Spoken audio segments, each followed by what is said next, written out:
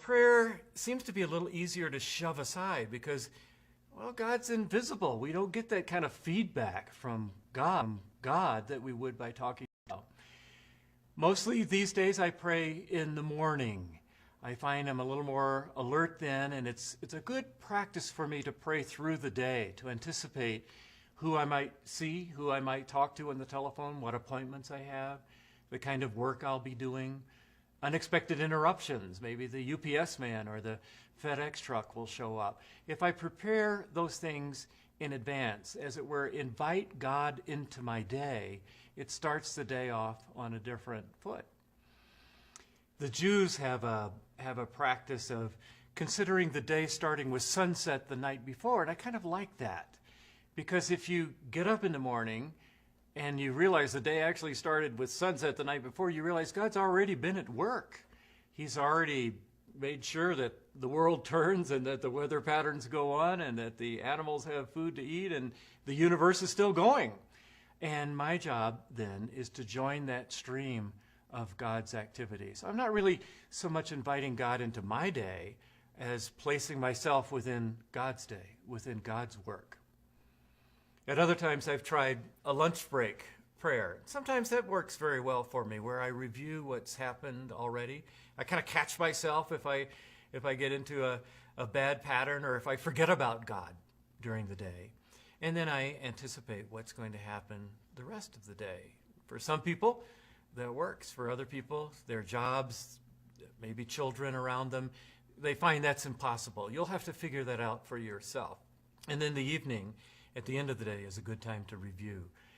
I notice that some of the great masters of prayer intentionally use that evening time as a time of review. They go over what happened in the day. How did I fail? What do I need to confess?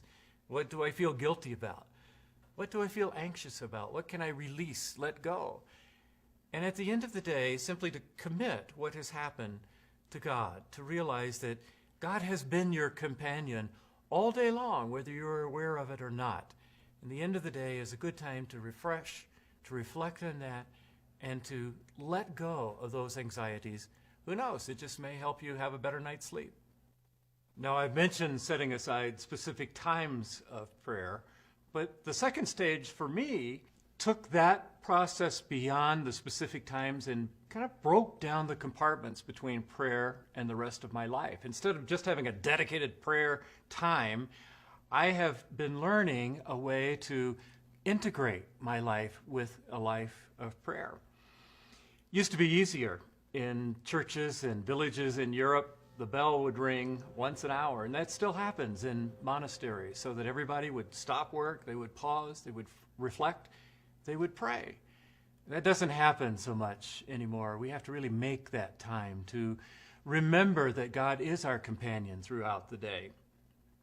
The goal that I have found is to have an ongoing conversation between myself and God, so that when something happens, I don't just wait until a dedicated prayer time, but I kind of make that event itself a prayer going on in the background.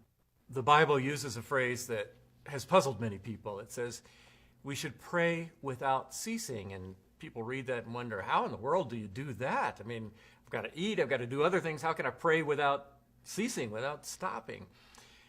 The way I understand that phrase works like this. Actually, all of us have several things going on in our minds at once. We're multitasking.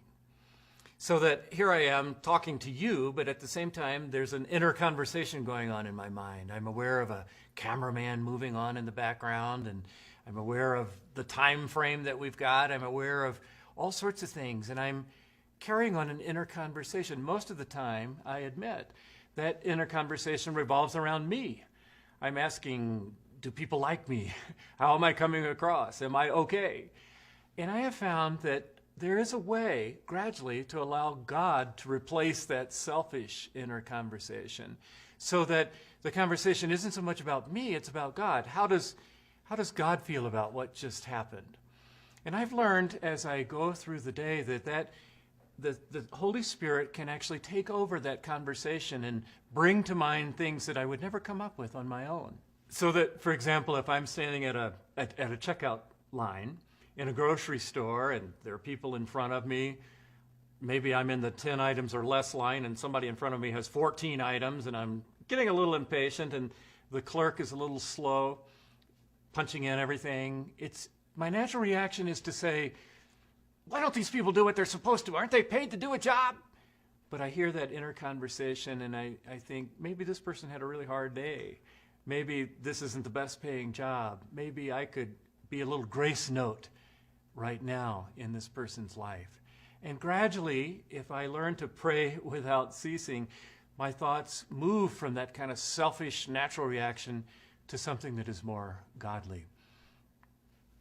I know many of you have iPods or MP3 players. There's something like 50 million of them out there. And very often on a bus or a street or skiing, I see people who are tuned in. They've got these headphones and they're not really in touch with what's going on around. They're still skiing down the mountain, but they're mainly tuned in to what's going on in the iPod.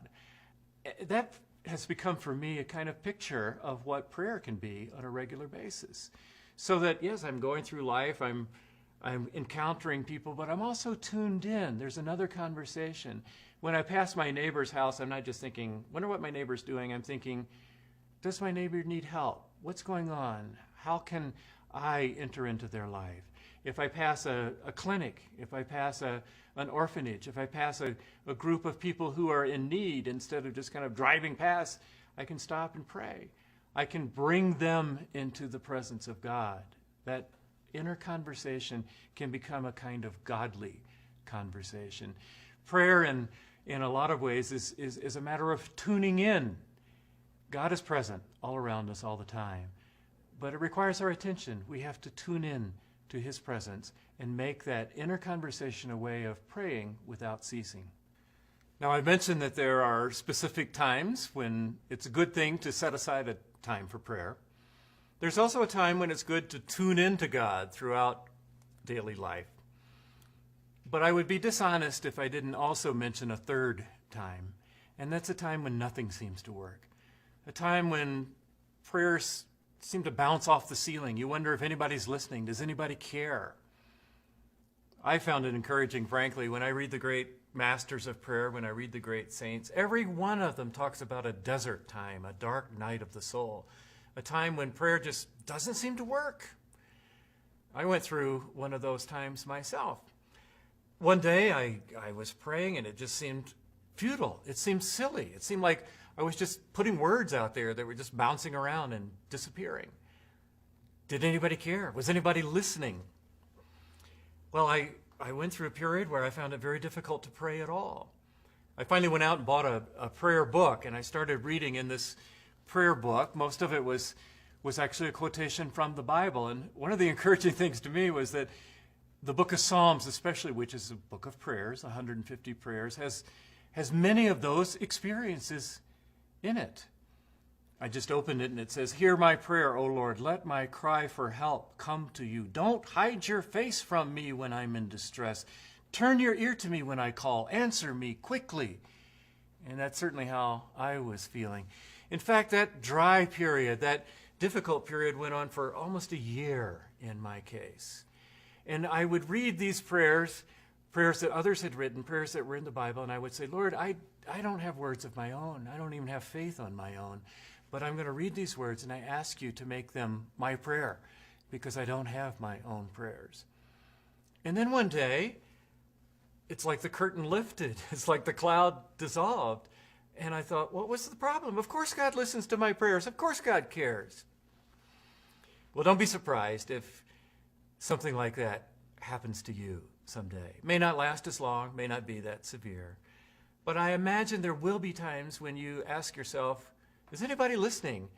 Does prayer really matter? Does it do any good? And my suggestion for those times is to lean on the prayers of others, the faith of others. We've got a lot of prayers in the Bible. We've got books of prayers. The Participants Guide mentions